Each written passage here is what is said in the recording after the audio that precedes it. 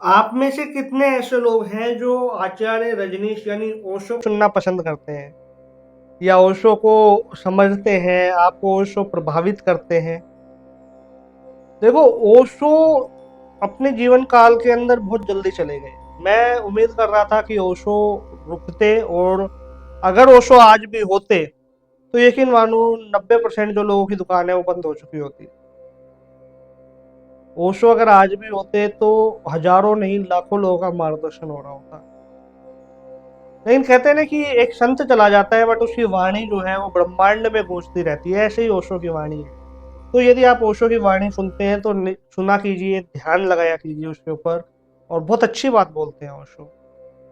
अब क्या ओशो तंत्र के विरोध में थे? क्या ओशो ने तंत्र को कभी नहीं माना? नहीं, मैं ऐसा नहीं कह रहा हूँ। तंत्र से बहुत ज्यादा प्रभावित थे ओशो, खासकर गोरखनाथ के जो तंत्र हैं उनसे। और उनका जो फेवरेट जो बुक थी वो थी विज्ञान भैरव तंत्र। हाँ, ये मैं बिल्कुल कहूंगा कि ओशो जिस तंत्र से प्रभावित थे वो तुम्हारा जादू टोने वाला तंत्र नहीं था। वो किसी का ऊपर वशीकरण करना या मारण और उच्चाटन क्रिया करने वाला तंत्र नहीं था। ओशो का तंत्र वो था कि खुद से खुद को जानना, खुद के भीतर शिव को जानना और उस सत्य के सामने सर झुका देना। जब तुम्हारा सर उस सत्य के सामने झुक जाएगा तो उससे सुंदर दृश्य और कुछ नहीं हो सकता। ओशो इस तंत्र पे बिलीव करते थे। क्या आप जानते हैं कि एक विज्ञान भैरव तंत्र नाम से जो पुस्तक है वो सबसे ज्यादा पतली किताब है, और उसमें 114 रास्ते बताए गए हैं शिव ध्यान के, जिनमें 112 प्रमुख हैं। 114 चक्र हमारे शरीर में होते हैं, उन एक एक चक्र को कैसे सक्रिय किया जाता है, लेकिन दो चक्र बाहर के इसलिए उन पे ज्यादा महत्व नहीं दिया जाता, उन पे ज्यादा फोकस्ड नहीं किया जाता। केवल 112, केवल 112 चक्र आज ऐसे हैं जिन पे यदि तुमने काम कर लिया, जिनको साध लिया, तो तुमने शिव को पा लिया। ये एक ऐसी पुस्तक है तंत्र की जो सबसे पतली है, सबसे ज्यादा इसमें कम पेज है, केवल 112 मार्ग है, और हर एक मार्ग यही बता रहा है ध्यान। और ध्यान किस पर? खुद की श्वास पे। श्वास का आना, श्वास का जाना, और उस बीच में जो ठहराव है, जो बिंदु है, उसके ऊपर ध्यान लगाना। ये पूरी एक तंत्र प्रक्रिया है। यदि आपने ये पुस्तक नहीं पढ़ी तो मैं रेकमेंड कर रहा हूँ कि इस पुस्तक को जरूर पढ़े। ये बहुत अल्टीमेट किताब है, विज्ञान भैरव तंत्र। तो ओशो जो थे वो बिल्कुल भी तंत्र के विरोध में नहीं थे, ना ही ओशो ने ये कभी दावा किया कि ईश्वर नहीं है जैसा आज नास्तिक लोग करते हैं। ओशो ने कहा कि एक परम सत्य है, तुम उसको नाम नहीं दे सकते। ओशो ने कहा मैं विरोध में हूं उन पुरानी परंपराओं के जिनका अस्तित्व नहीं है आज के समय में। कभी वो परंपराएं बना दी गई थी किसी कारणवश, लेकिन आज भी तुम उनको ढोते आ रहे हो तो तुमसे बड़ा मूर्ख कोई नहीं है। ओशो ने कहा कि विज्ञान को सम्मान दो, विज्ञान का साथ पकड़ लो, विज्ञान का हाथ पकड़ो, तभी तुम जितने भी तुम्हारे आसपास के दुश्मन देश हैं उनसे लड़ पाओगे, नहीं तो तुम नहीं लड़ सकते। ओशो ने कहा आध्यात्म मतलब होता है तुम्हारे भीतर का ध्यान, बाहर का नहीं। और जो बाहर का करते हैं वो सब पाखंड रचाते हैं। ओशो ने बहुत अच्छी बात बोली। ओशो देखो, ओशो ने हर एक चीज को समझा। अपने पूरे जीवन काल में 1.5 लाख से ज्यादा पुस्तकें ओशो ने पढ़ी है। हम हमारे जीवन काल में हमारा पूरा सिलेबस नहीं पढ़ पाते, उस व्यक्ति ने 1.5 लाख से ज्यादा पुस्तकें पढ़ी। ऐसा बताया जाता है कि ओशो के ऊपर भी तंत्र प्रक्रिया हुई थी। ऐसा ये बताया जाता है कि ओशो के ऊपर जो तंत्र क्रिया जब हुई उसके बाद वो धीरे धीरे धीरे धीरे अपना शरीर छोड़ते ही चले गए।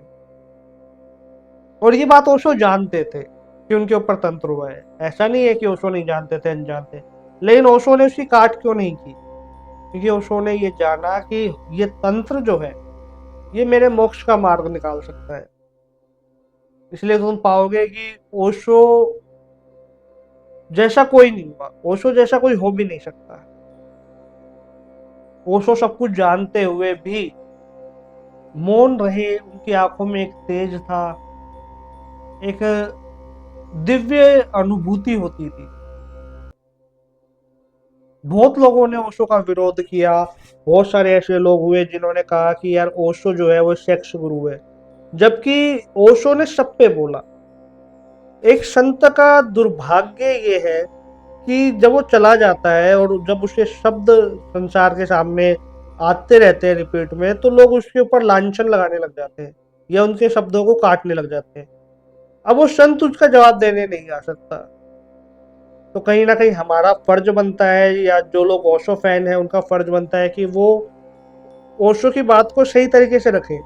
देखो, ओशो ने सब टॉपिक पे बोला। ओशो ने अष्टावक्र पे बोला, मीराबाई पे बोला, ओशो ने शिव पे बोला, गोरख पे बोला, बुद्ध पे बोला, महावीर पे बोला, क्रिश्चियनिटी पे बोला, इस्लाम पे बोला, लाओसो पे बोला। शायद ही ऐसा कोई टॉपिक रहा होगा जिसपे ओशो ने नहीं बोला। ओशो ने सूफी पे बोला, ओशो ने सब पे बोला। लेकिन हमारे दिमाग में एक ही चीज चलती रहती है, इसलिए हमने ओशो को भी वही बना दिया। हमारे दिमाग में जब सेक्स चलता रहता है तो हमने सोचा कि ओशो भी एक सेक्स गुरु ही है, जबकि ऐसा नहीं था। ओशो ने सब, क्योंकि एक संत जब किसी टॉपिक पे बोल रहा है तो सब पे बोलेगा।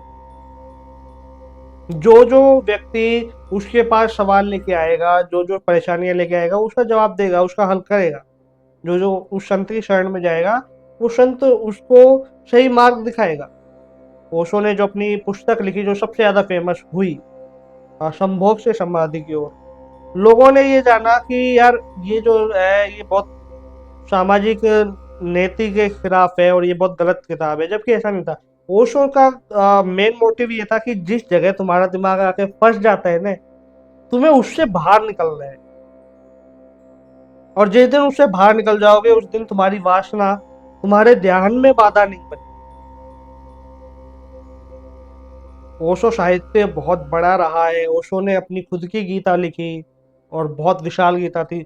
ओशो अपने जीवन काल में जिन लोगों से सबसे ज्यादा प्रभावित थे वो थे कृष्णा, शिवा, बुद्ध, गोरख और लाओत्सो।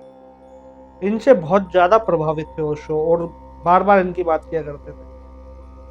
ओशो कृष्ण से इतना प्रभावित थे। कृष्ण कौन से? गीता वाले कृष्ण। कृष्ण से इतने प्रभावित थे ओशो कि ओशो मानते थे यार, जो व्यक्ति रणभूमि में, जहाँ पे कुछ पता नहीं है कब कौन सा तीर आके उन पे लग जाए, कब क्या हो जाए, उस रणभूमि में भी एक आनंद ले रहा है और उसके चेहरे पे एक ऐसी मुस्कान है जो बड़े से बड़े पीड़ित की पीड़ा खत्म कर देती है। ओशो ने बताया कि कृष्ण ने जो गीता कही है वो कलयुग के अंत तक, या जब तक सृष्टि है तब तक प्रत्येक व्यक्ति के काम आने वाली। आप कृष्ण को यदि साकार रूप में देखना चाहते हो तो वो गीता है। जब गीता का सही अर्थ समझ जाओगे तो तुमने कृष्ण को पा लिया, तुमने कृष्ण को जान लिया। ये ओशो ने कहा।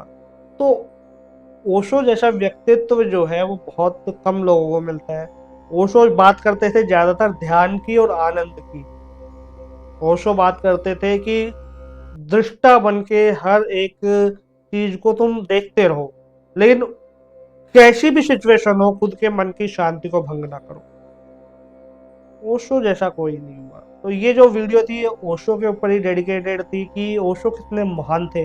और यकीन मानो यदि आज ओशो होते तो आज जितने भी पॉपुलर जो लोग बैठे हुए हैं किसी भी धर्म के, सनातन के ही नहीं, किसी भी धर्म के, जितने बड़े बड़े मौलवी बाबा या जितने ऐसे लोग बैठे हैं, उन सब का काम खत्म हो जाता। फिर शायद एक ओशो ही होता। ओशो के अलावा और कोई नहीं होता। तो ऐसे थे ओशो, जिनकी लग्जरी लाइफ के ऊपर भी काफी बोला जाता है कि उनके पास कितनी रोल्स रॉयस थी, और 365 रोलेक्स वॉच बताई जाती है, जो उस जमाने में बहुत बहुत बड़ी बात होती है। आज भी बहुत बड़ी बात है। एक रोलेक्स की अगर आज बात करोगे तो एक रोलेक्स वॉच जो है वो 17-18 लाख से तो स्टार्ट होती है। उस जमाने में उसके पास 365 थी, रोल्स रॉयस थी उनके पास, जो आज भी एक अच्छे से अच्छे आदमी के लिए ड्रीम होता है, वो उस जमाने में रखते थे।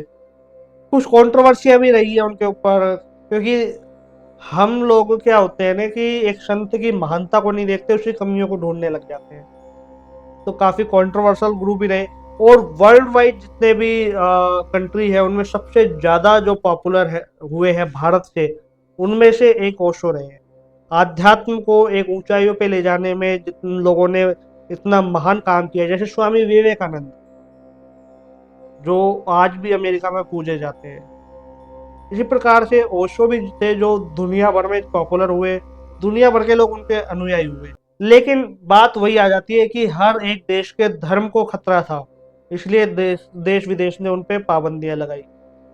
यहाँ तक कि सनातन धर्म के अंदर जब ओशो वापस आए, तो सनातन धर्म के अंदर भी कुछ ऐसे बाबा लोग थे जिन्होंने ओशो को गलत ठहराया, जिन्हें लगा कि अगर ये व्यक्ति चल गया तो जितने भी धर्म है, सनातन हो, क्रिश्चियनिटी हो, या जितना और दूसरा जो धर्म है, वो सारा का सारा खतरे में आ जाएगा।